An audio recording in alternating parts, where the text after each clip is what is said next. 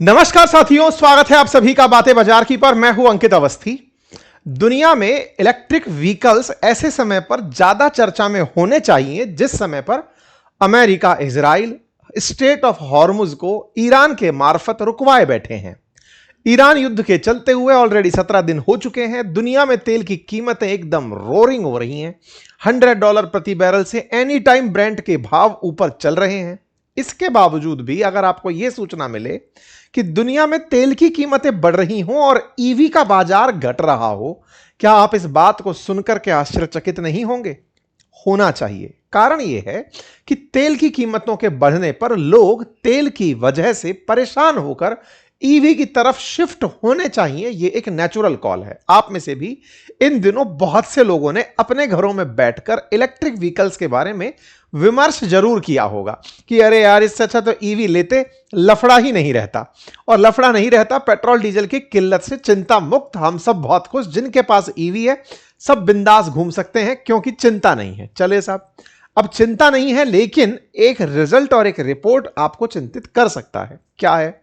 Honda ने अपनी 3 electric vehicles को, 3 ईवी कार मॉडल्स को अमेरिका में उतारने से मना कर दिया है, जिसकी वजह से होंडा कंपनी को $15.8 बिलियन तक का लॉस हो सकता है।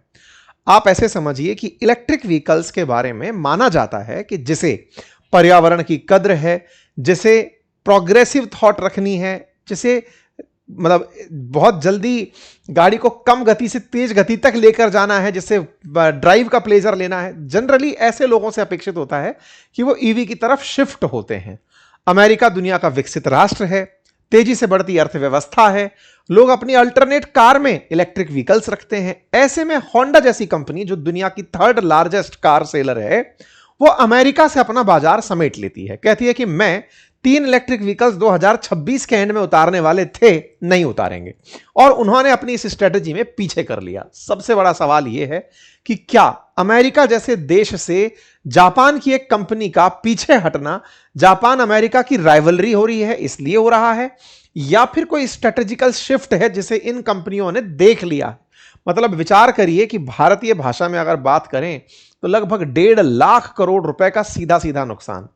1.5 लाख करोड़ के नुकसान को अगर एक कंपनी भुगत कर वापस आ रही है कि होने तो होगा 1.5 लाख करोड़ का नुकसान, लेकिन हम ईवी में नहीं उतरेंगे, इसका मतलब कुछ तो ऐसा है जो वो देख चुके हैं, जिसके चलते वो बाजार में नहीं जाना चाहते हैं।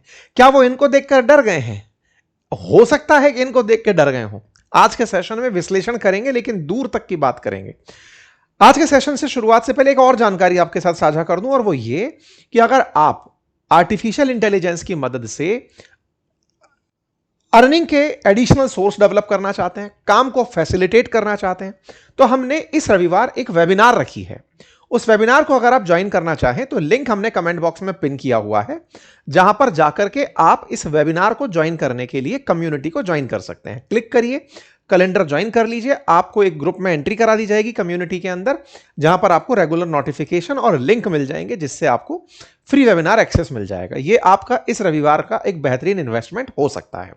साथियों, जापानी कार निर्माता कंपनी के द्वारा यह कहना कि हम इलेक्ट्रिक व्हीकल्स का निर्माण से पीछे हट रहे हैं नॉर्थ अमेरिकी बाजार से, यह एक बहुत बड़े सेटबैक की तरह बाजार में देखा गया।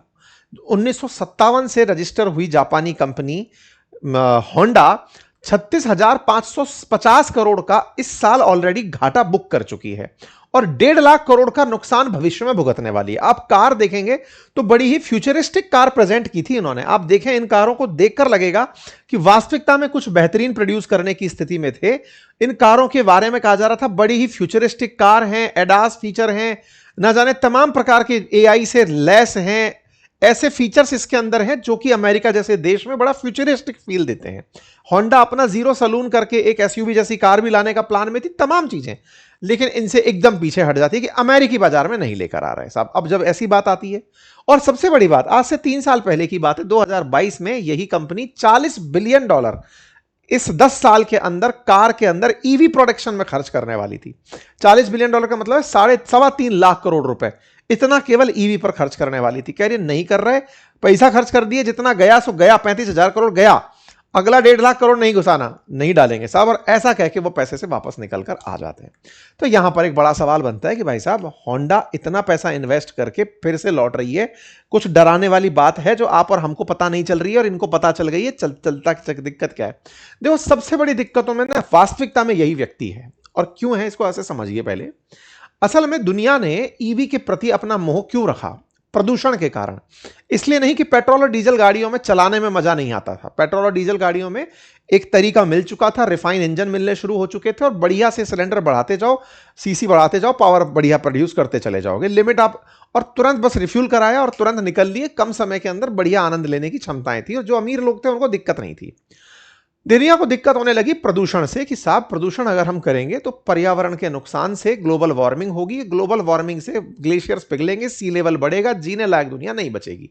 तो एक कंसेंसस क्रिएट किया गया कि चलो भाई यूएनएफसीसी के द्वारा कि हम लोग पेरिस क्लाइमेट डील में डिक्लेयर करते हैं कि विकसित राष्ट्र जीरो कार्बन एमिशन की तरफ जाएंगे, कार्बन नहीं उत्सर्जित करेंगे तो कम से कम ग्लेशियर्स को जो आज का तापमान है हम उतना ही दे पाएंगे। वर्ष 2100 जब आएगा उस समय तक तापमान में 1.5 डिग्री सेंटीग्रेड वृद्धि हो आज के तापमान से, यही लक्ष्य रखा गया। इसके लिए आवश्यक था कि कार्बन उत्सर्जन आज ही रोक दें। लेकिन यह माननीय पिछले ट्रम्प में भी आए थे, ट्रम्प महोदय तब भी कार्बन के एमिशन को लेकर बना हुआ जो एग्रीमेंट जिसे पेरिस क्लाइमेट डील कहते हैं उससे बाहर हो गए थे।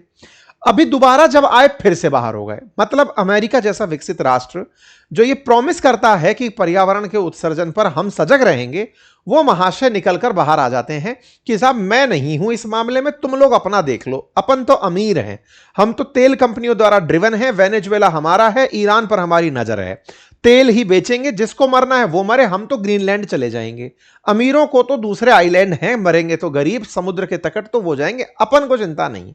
इनका ये जो पूंजीवादी एक्सट्रीमिज्म है जिसमें पर्यावरण की 1% परवाह नहीं है, यही सबसे बड़ी चिंता का कारण बना बाजार को कि 4 साल पहले फिर बाइडेन बीच में आए, वो कुछ बदल नहीं पाए, फिर 4 साल बाद ये व्यक्ति आता है।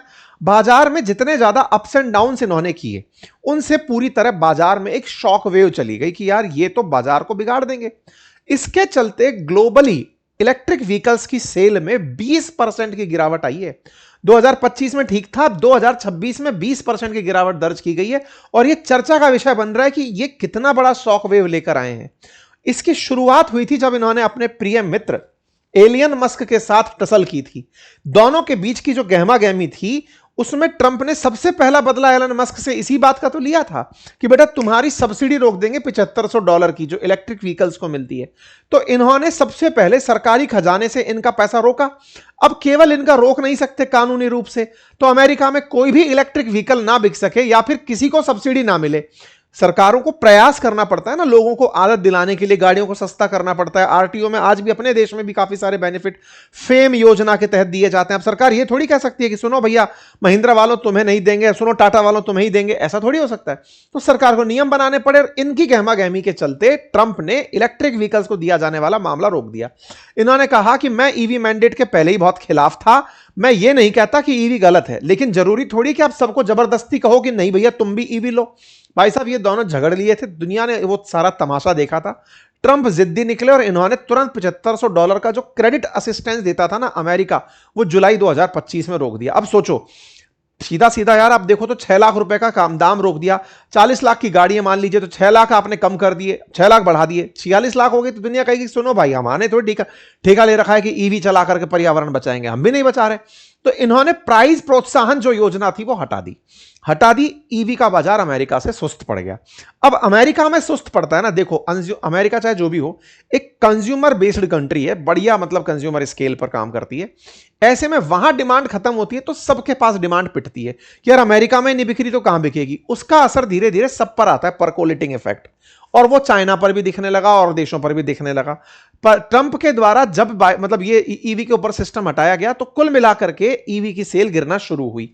आप देखें अगर मतलब पाई चार्ट को भी, तो यहां पर आप देखें तो स्टैग्नेंट सा हो गया। पहले तो ये बढ़ता था लेकिन इस बार यह असर कम होने लगा। इस बार तो आंकड़ा यह बताया जा रहा है कि फरवरी के अंदर जहां गाड़ियां बिकी हैं बाजार में, वहां पर चाइना का सेल 2024 से भी नीचे चला गया है 2026 की फरवरी में।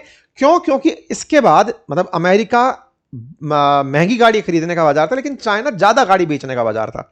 चाइना का बाजार अमेरिका से हिल गया और ओवरऑल वर्ल्ड में ये सेंटीमेंट चला गया कि यार अगर अमेरिका ने नहीं खरीदा तो अमेरिका ही तो सबसे बड़ा मास्टर है जो सबको नियम बनाता है कि तुम्हें ये करना है, ये करना है, ये करना है। इसकी होड़ाहोड़ बाकी लोग भी नहीं करेंगे, बाकी लोग नहीं करेंगे तो फिर कोई गाड़ी खरीदेगा ही क्यों। एक नेगेटिव शॉक वेव चली गई। उसका सीधा असर सबसे पहले होंडा पे पड़ा है। आप सोचो, होंडा जो तीसरे नंबर पर खड़ी थी 2023 में, आज वो छठे नंबर पर आकर खड़ी है ब्रांड वैल्यू के अंदर, नीचे गिर गई सेल्स के मामले में। इसके साथ साथ और जो बड़े ब्रांड्स हैं वो सरकारों से डिमांड कर रहे हैं। लैम्बोर्गिनी कह रही है कि सरकार सुनो, गाड़ी हमारी बहुत कम बिकती है, $3 लाख की हमारी गाड़ी आती है, हर आदमी अफोर्ड नहीं कर पाता। ऐसा है, आप हमारे साथ ईवी का लफड़ा मत लगाओ। अब यूके सरकार कहती है कि 2030 तक सब गाड़ियों को पेट्रोल डीजल बनाना बंद करना पड़ेगा। लैम्बोर्गिनी ने हाथाजोड़ी करके सर 2035 तक का टाइम दे दो हमें, हम तब तक कर लेंगे। नहीं बोले तुम्हें भी अभी के अभी करना पड़ेगा। अब ऐसे में सरकारों के साथ बड़ी बड़ी लॉबिंग लगना शुरू हो गई है कि साहब ब्रांड खत्म हो जाएंगे। लैम्बोर्गिनी और फरारी जब चलती है और उनके इग्निशन की जो रोटर आवाज आती है, लोग तो उसे देखने के लिए गाड़ी खरीदते हैं। अब इंजन में हम फटफटी कहां से लगाएं, ईवी आवाज ही नहीं करती, अब उसके साथ अलग आवाज कहां से घुसाएं, फील ही नहीं आएगा। अब इस बात को लेकर ब्रांड खत्म होने के डर में चले गए। फरारी, लैम्बोर्गिनी, तमाम ब्रांड्स जो हैं ये टेंशन में है कि यार हमारी गाड़ियां तो बिकेंगी नहीं अगर ईवी आ गई तो, और अगर हम ईवी बनाने भी निकल पड़े तो हम वो फील नहीं दे पाएंगे जो अपनी गाड़ियों को देते हैं। तो अब लॉबिंग टाइट हो रही है सरकारों के सामने। सरकारों को मतलब ये लोग बड़े पैसे वाले जो ऑलरेडी बने हुए हैं ये समझाने लग रहे हैं, सर आप लोग अमीर हैं, आपको थोड़ी ना रोकना चाहिए। आप लोग इन गरीबों से कहो कि प्रदूषण ना फैलाएं, चाइना से कहो, भारत से कहो, ये अफ्रीका के कंट्रीज से कहो प्रदूषण ना फैलाएं। आप तो सही हो ना सर, आप तो बढ़िया जिंदगी जी रहे हो। आप कहेंगे यार बात तो सही है, अमीर आदमी तो कम संख्या में है। अरे तो लेकिन गंद तो सबसे पहले उन्हीं ने फैलाई थी। प्रदूषण फैला फैला करके दुनिया को तो उस कोने तक इन्हीं लोगों ने पहुंचाया था। हम तो बाद में सीखे हैं कि ये सब भी होता है, एसी वेसी भी कुछ होता है। ये तो जला भुनाकर पूरा दुनिया को खाक करके फिर चले गए।